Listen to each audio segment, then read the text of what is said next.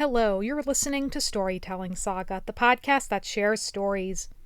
I'm your host, Allie, and this week I'm discussing the second and final season of Kevin Can Fuck Himself. This show, the thing is, I enjoyed it more during season one. That tends to happen with shows that they kind of have what's called a sophomore slump, where it opened to like rave reviews and critical acclaim, and then in the second season it kind of already loses steam. So comparatively, I enjoyed season one more. That being said, I'm happy that it got a season two. I'm happy that they were able to wrap up the series the way they wanted to wrap it up. I can only help but wonder what would have happened if it had gotten a third season, like a final third season instead of just two seasons. Regardless, though, I'm satisfied with how it wrapped up. However, there were certain things to me where it felt a bit rushed. And honestly, for me, once kind of the conceit of the show, once that wears away, which it did during season one, but not really. Like, it really hooked you from the beginning, in my opinion, and that the story then unfolded in an interesting way where it kept me engaged throughout the entire first season. With season two, though, how it picks up where season one left off, after Neil had tried to choke Allison and then she knocks him out. Well, Patty knocks him out with the beer bottle. And so then, how that whole thing unfolds. All that being said is that once we already have the established thing of the show of, okay, going back and forth between the sitcom and the drama world, that then it just it loses its appeal. And I'm not trying to be critical saying that I didn't enjoy it. I did like season two. I just feel that with the narrative, it took on a different shape, so to speak, in terms of, okay, season one, she tried to kill Kevin. Season two, she's trying to fake her own death, because how else is she going to escape this monster? And honestly, I'm just really eager to just talk about the ending. And even with the ending, in my opinion, the final scene to me was just a bit underwhelming after everything that had happened. And maybe it's because it was it was fast in terms of wrapping everything up, still leaving loose ends in the sense that, okay, you can just be left to imagination of what's going to happen next for these characters. But in terms of the conclusion of that arc of, is Kevin going to win, quote unquote, or is Allison going to finally succeed in what she'd been wanting to do all along? Is she going to be free? That I'm glad that had its final resolution, because we needed that. That was the whole point of the series. That Valerie Armstrong, the creator of the series, has said, it's not about whether Kevin dies, it's about whether Allison lives, like how she lives. So I love all of the nuances of that.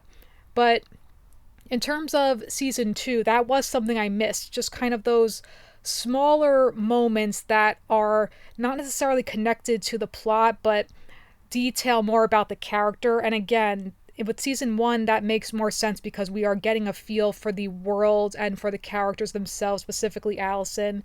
With this season, it was more just, okay, well, now she's got this new goal. How are we going to wrap that up? And how are we going to still show how the characters are now, in a sense, moving away from Kevin and seeing how he is a fucking piece of shit, honestly, because we see that how Neil unraveling throughout the season. We see that with Kevin's dad, Pete, with his new girlfriend.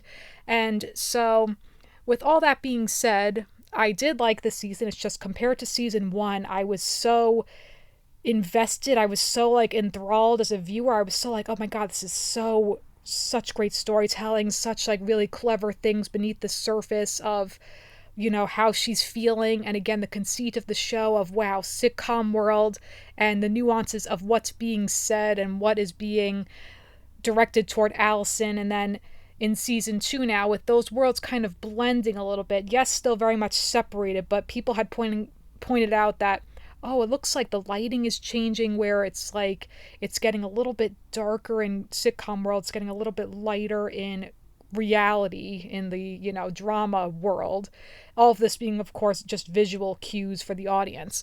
And so watching it, I was just kind of okay, let's just cut to the chase. Can she just fake her death and get out of here already and just see what's going to happen? And of course, it had to play out in terms of realistic, in the sense that, okay, she had to get the death certificate, she has to do all these things.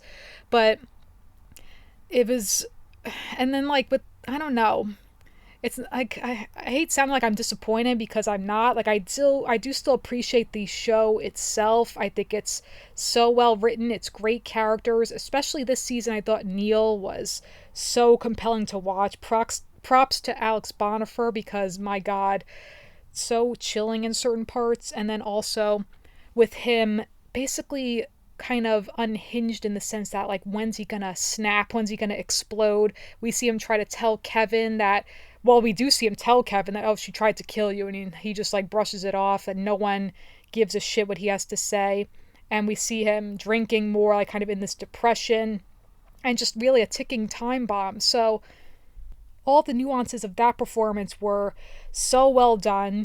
I thought it was really interesting to see the whole relationship, like sort of relationship, but basically just hooking up between Neil and Allison's aunt Diane.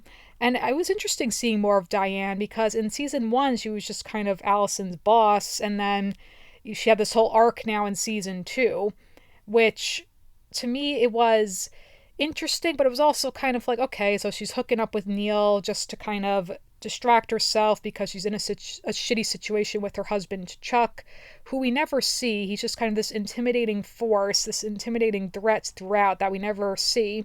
I think what would have been interesting is if Chuck had left or something, or just like Diane saying, no, you gotta get out of here, Chuck can't see you, whatever, and then it just turns out she is alone, so maybe she's using that as an excuse. So what I'm getting at with that specifically is that I wish we could have seen some sort of epilogue there, even with Neil, how then he leaves at the end because Patty kicks him out saying like, you gotta figure things out for yourself now, no more of me doing things for you, basically. And then he's going to go on his own. We don't know where he's going at the end of the series. He just got his bag. He's walking away. Like, is he going to catch a train? Is he going to hitchhike somewhere? Is he going to just wander until he finds somewhere to stay at a motel maybe? Is he going to look for a job? Like, is he going to try to get sober? Because that's a thing that is still a big flaw left with his character, that he has he's an alcoholic, and we see how Sam still is going to AA meetings. And so with Neil, it's just kind of like, how's he going to change his life? Is it for the better? Hopefully it is. Ultimately, then I was rooting for him. I think it would have been also interesting if because he does, like, he tried to tell off Kevin. He's basically saying like, wow, this asshole's been using me all along. So again, like, I found it interesting. It's just I would have liked to have seen a teeny bit more, just a little sense of, okay, he's going to try this now in his life. And I get it's not really about him either. It's just me saying all this too, it makes me realize that it felt a little bit more, in a good way, it felt more ensemble this season compared to season 1, where we really were just tracking everything through Allison's eyes, through her actions. This season it felt more like, okay, we're seeing the fallout between Patty and Tammy, for instance, like Tammy getting more and more suspicious. That too kind of felt like, just for the sake of building up the tension of just like, oh, this cop, like her girlfriend, this cop is so close to figuring out what's really going on, and then it just kind of ends there with, okay, now we're breaking up because Patty doesn't want to leave Worcester. And so even with Tammy leaving, that felt a tiny bit anticlimactic to me as well, where it's just like, okay, she quit the force, good for her if she wants to start over, if she's saying fuck you to this job, I don't want to do this anymore. But what is she gonna do now? Is she going, like, who knows? And we're just, again, it's left open-ended. And again, I know it's not about that. It's just, narratively speaking, like with each of these character arcs, I would have liked to have seen a sense of the next step in their life, other than just like moving on, like literally moving away, or just, in Neil's case, walking away on his own, like, fuck it, I'm getting out of here, So it's growth, but it's also just kind of like, what next? It just makes you wonder. And maybe that's what they wanted, I guess, the writers. They wanted just like, it's open-ended. Let the audience decide where they go next. Which, that's fine too. It's just, for me personally, it's just like, what? I want to see what happens next. Can we get like just one more episode, something? But I did like how Diane stood up for herself, saying like, it's not up to me to figure that out. Like, you have to figure that out on your own. Like when he was saying like, oh, you can help me be better. She's like, no, that's not my job. So I liked that with Diane, really just kind of taking charge and saying, like, I'm not in love with you, basically, is what she's saying, and just he needs to work on himself. because he clearly was embarrassed being with her. And then when Kevin walks in, seeing them, then he's laughing his ass off at them.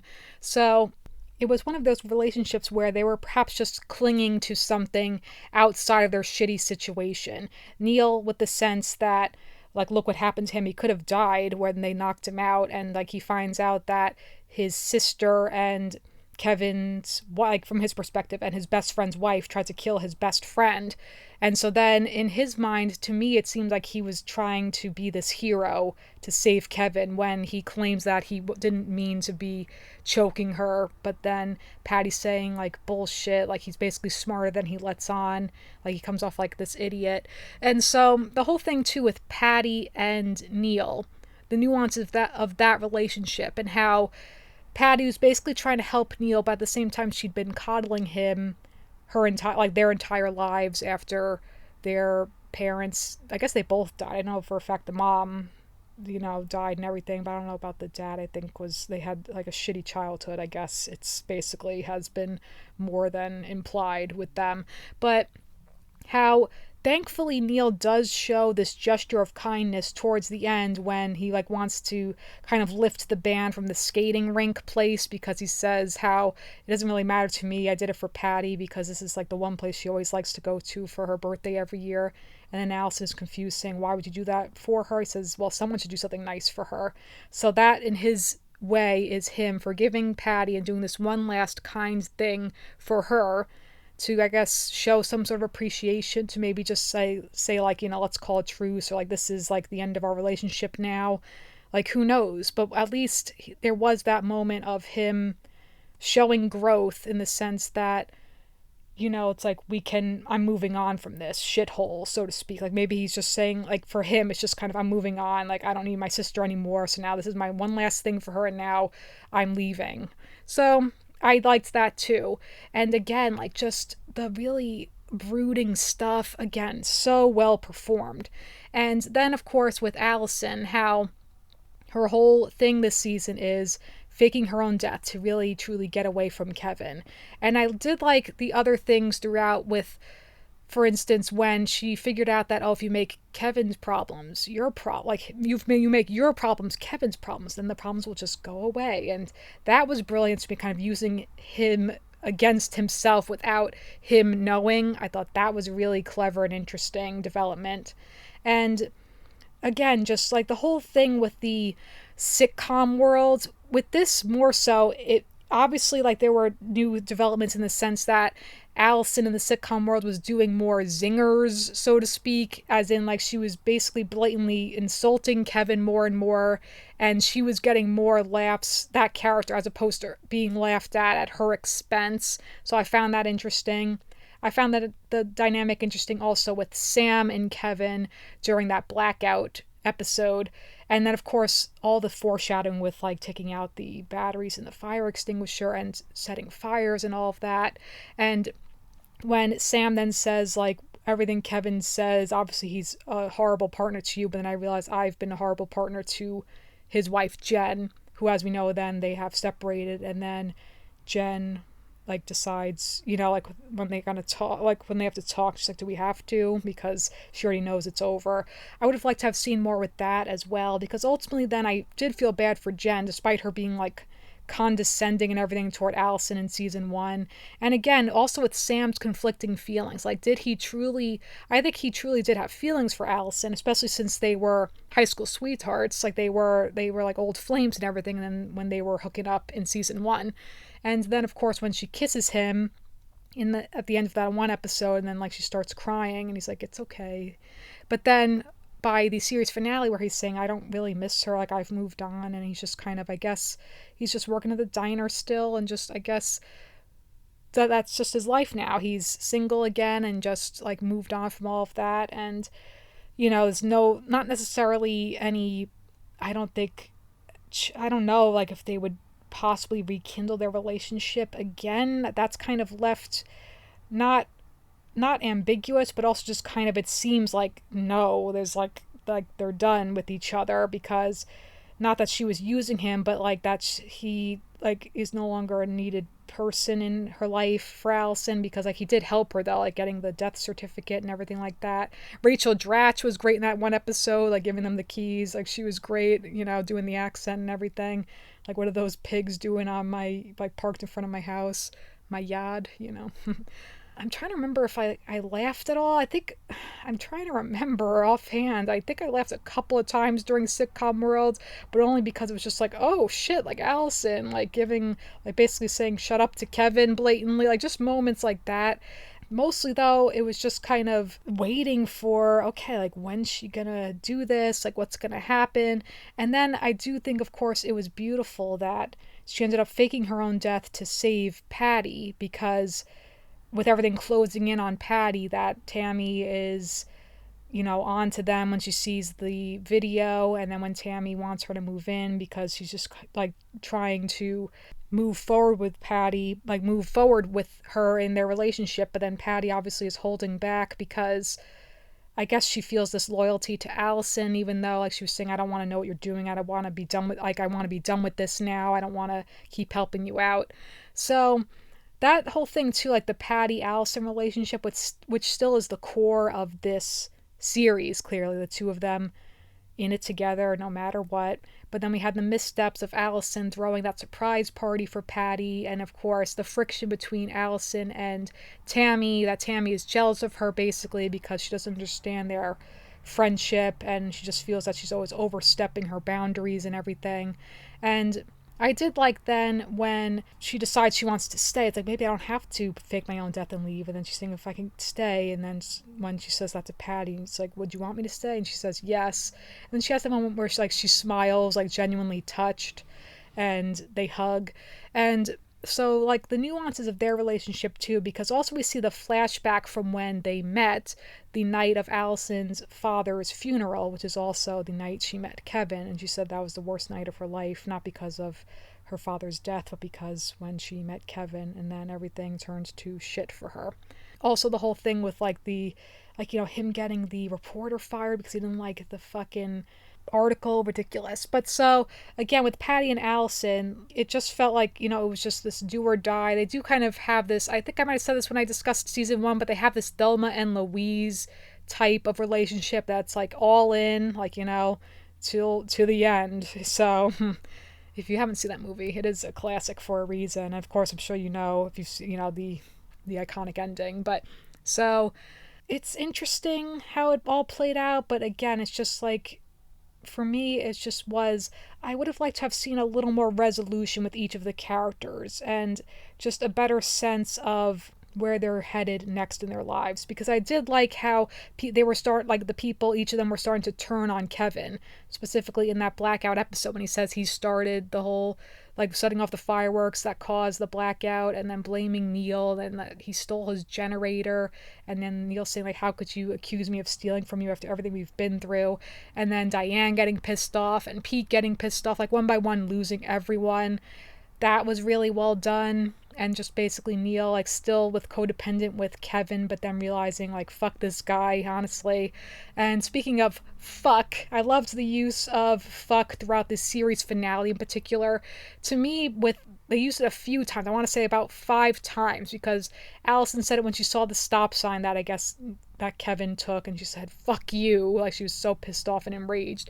And then later on when she says it to Sam, and like, who the fuck is Molly? And of course, speaking of Molly, played by Erin Hayes, what a fantastic casting choice. I actually saw that she was going to be in the final season before, like, you know, with an article, and I was like, oh, okay, I wonder what role she's going to play. And then it was I accidentally spoiled myself when I looked on Wikipedia, and then it said that she would be playing Kevin's new girlfriend Molly. I was like, oh, okay, but then I was still like, all right, that's interesting. I just have to say, because like the whole, like, one big inspiration for this show was the fact that her character was needlessly killed off after season 1 of Kevin Can Wait, and then they brought on Leah Remini to kind of do a version of King of Queens. And it's like, if you want to do that, why don't you just reboot that series instead of having this poor actress they just kill her off for no good reason whatsoever. Like, there's no reason. They just fire her just because they want this other actress on, only for then the series to be canceled anyway. But I'm sure for her it must have been just this nice welcome feeling of, look at these people who got my back, who, like, because she had said in an article when this series was first announced, that she was interested in being a part of it somehow. So I think that's cool that for her, that kind of part in her career came full circle. I'm sure it just must have been like a surreal yet really fun and interesting experience. So I just think that's really cool. I think that's really a unique thing that you could share, like, about your career. It's like, oh, well, I was fired from this one series, and then on this other series that it was loosely based on, I got to have a guest part in that series. So it's kind of like it came full circle. And again, like, I've never seen that Kevin Can Wait show, but whatever. It's just obviously a shitty sitcom that didn't go anywhere. But so I just think that's cool. And Erin Hayes, I've seen her in other stuff. She's great on New Girl. She plays like this like dopey nurse character who hooks up with Coach.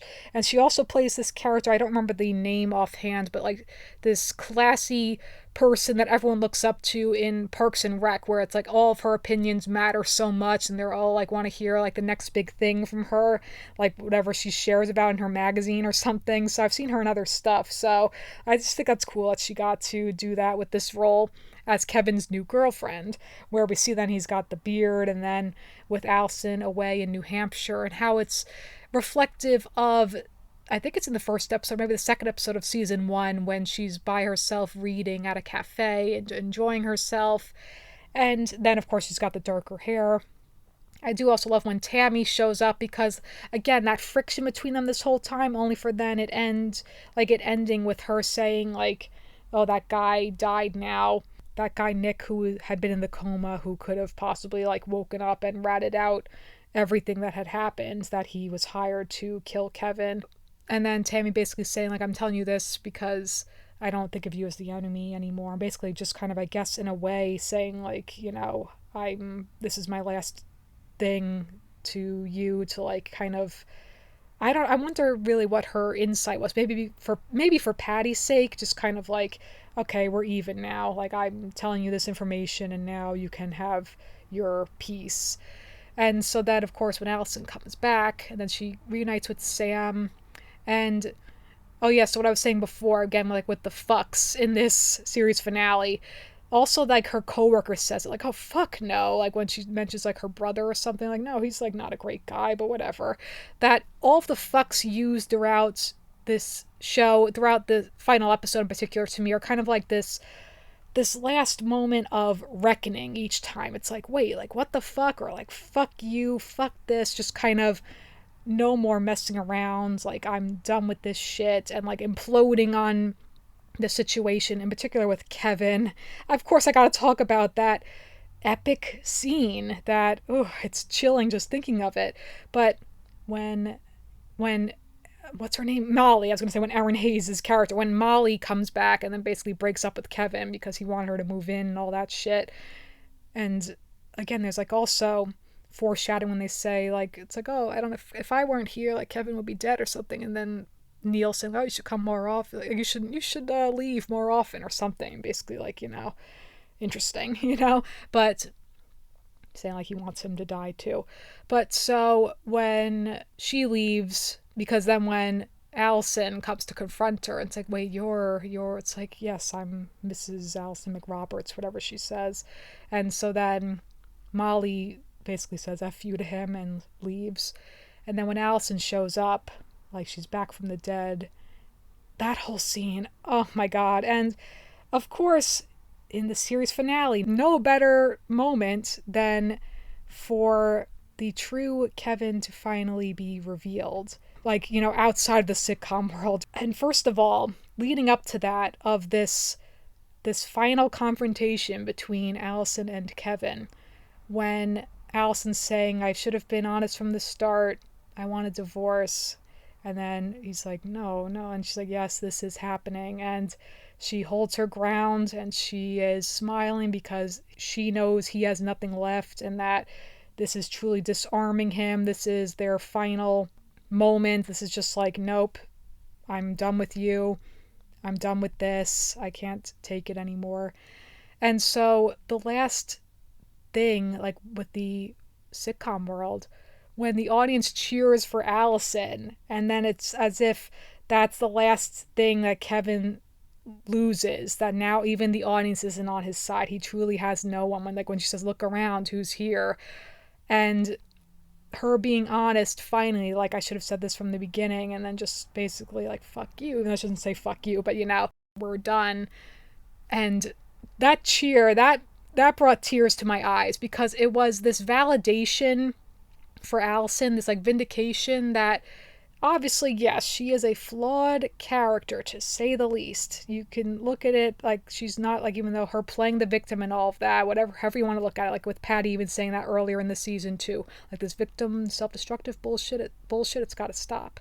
But when it all boiled down to this moment, and then when it went from like I got choked up seeing, like, hearing the audience cheer for Allison, and then I literally gasped when it finally went into Drama World. Seeing Kevin in Drama World, I gasped. I like literally, like, I put a hand over my mouth. I was just like, oh shit. And because like you knew it was coming, and then here it is. And then seeing him in that reality and speaking so condescendingly, and then him saying, you're not going to do this because I'll fucking destroy you. And I was like, oh my God. And then I was afraid for one moment that he was going to hit her or something. But then when he hits the wall and she runs away, and oh my God, it's so chilling. And just his true abusive nature coming through. So disgusting, so horrible, but yet in plain sight all along, that you take away the laugh track and this is what it is, this abuser, this toxic person who took and took and took from her. And when she had said to, like, oh, I'm finally getting something back after 15 years. And then how quickly when he has nothing, and then how symbolic that no one to put out his fires for him anymore, literally and figuratively. So then when he's setting all her shit on fire, and he's drinking, and he's calling everyone saying, like, Dad, where are you? Neil, don't be a fucking idiot. You gotta come help me. I'm getting revenge on someone. And he passes out drunk, and the house engulfs in flames, and Neil walks by staring at it. Patty in shock staring at it, like Patty just staring in shock. Oh my God, was it chilling. And somehow I knew in the back of my mind that if Kevin was going to meet his demise, it would be at his own doing. So again, it was just a lot that unfolded in like the last 10 minutes of the series. It was just kind of like, okay, wait, now, so that's it. That's the end of Kevin. His own self-destruction. He imploded in on himself, because that's it. He truly had no one. He fucked himself. Kevin can and did fuck himself indeed. So, my God, that was great. But then just the fallout of it, with Allison and Patty reuniting and them hugging, and then like with them sitting down, and then like with Patty saying, oh well, he finally did what you wanted him to do, and then Allison saying, no, I didn't want this, not anymore, and then them just saying, like, let's die alone together. And they're just sitting there in the charred remains of the house, and ugh. And again, though, it just like, then that was it. It just felt a tiny bit underwhelming. I like that it had, when you look at it in the grand scheme of things, that like in the broader scope, that was a happy ending, in that sense, that these two friends reunited, and that Allison truly is free now. And I love that moment of honesty from her, because now you see all along why she couldn't have asked for a divorce, because him saying all that fucking shit, that it would have, like, her life would have been ruined, and he would have still clawed his way back, found his way back to be this manipulative person who just takes from her, who abuses her mentally and physically. And even though it was played for laughs, like, well, hitting her eye with the door on accident, whatever, but like, undermining her, all these things, not giving her a voice in their marriage, and being abusive, getting her fired, and the whole thing with like calling about the car, like saying it was stolen, everything about him the center of the universe, that you take all that away, like you can only treat people like shit for so long. When Neil wakes up, when his dad wakes up and like ready to move on from this toxic person. And so then having Allison now just alone and with Patty, and this relationship of like now that all they have is each other and that's all they want is each other.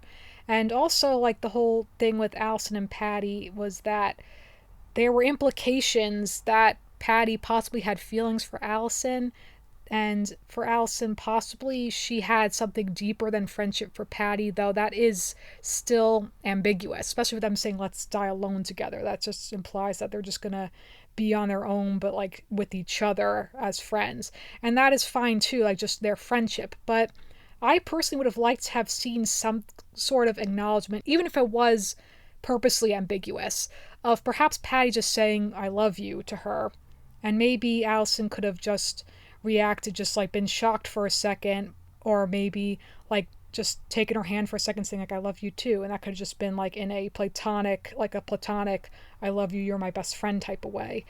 Because I would have liked to have seen, because we already had Allison being honest then finally standing up to her abuser after 15 years, and then him imploding so fast. Oh my god, it was so chilling too. Like props to fucking Eric Peterson, what a performance. But like just him being so dark and brooding and chilling, and also just so like plain matter of fact, and again condescending the way he was speaking to her, but then like just his facial expression, everything, that was so well done. Oh my god, oh, that was jarring, that was chilling, it was great. But again, just I would have liked to have seen some kind of thing with Patty of like, is she in love with Allison? If she's not, then just like what is she going to do now? Is she like really happy in Worcester because she didn't want to leave?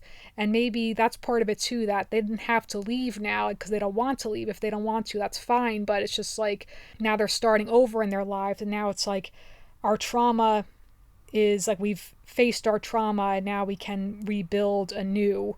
And so again, it's about lifting each other up, and I just would have liked to have seen a little bit more of like, you know, it's like, okay, we know that they have each other, thankfully, but just like what comes next. And again, I understand like for the sake of like it doesn't matter now because like what comes next is up to them. It's up to us as the audience too, of just like whatever they want to do. But it's like, you know, it just felt a tiny bit rushed, it did. And I liked it though, but it was like, okay, a tiny bit like, oh, now it's over. Like, oh, all right. I mean, wow, like he's dead and she's back and all this stuff, but wow.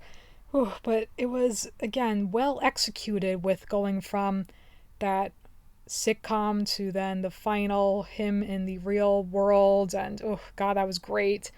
Props to the writers and to Anna DeCosa, who directed all of the episodes of this. Actually, not all of them. She directed 6 from season 2, and then Valerie Armstrong directed the series finale, and Craig DiGregorio directed the penultimate episode. But they all did an amazing job. Props to the actors.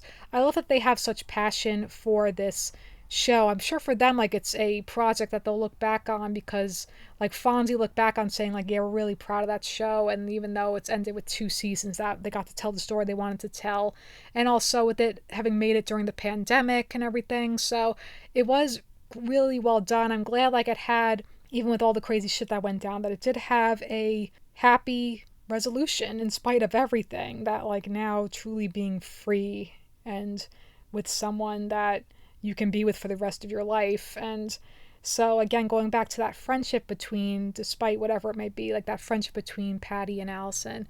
So props of course to Annie Murphy, Mary Hollis Bowden, all the actors, so great. And it was a good show. It was like, I'm wonder like rewatching it how it'll feel, like knowing how it's going to end and everything, because already like people picked up on like all the whole signs of him being an arsonist and everything, like so everything going up in flames, and really interesting, like all the foreshadowing there. And with Neil too, again, Alex Bonifer, phenomenal.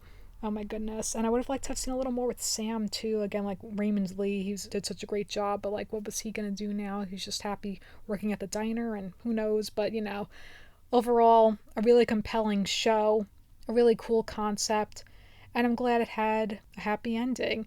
And you know what, Kevin, you can indeed go fuck yourself. And with that, that is going to conclude this week's episode of Storytelling Saga. Be sure to visit storytellingsaga.com for all places to listen and where to follow on social media. And as always, feel free to send me any questions, comments, or writing prompts by emailing me at storytellingsaga@gmail.com. Next episode, I will be discussing the Courage the Cowardly Dog and Scooby-Doo crossover movie, and I'll be releasing it next week on Halloween. Until then, thank you for listening, and remember, write what you love.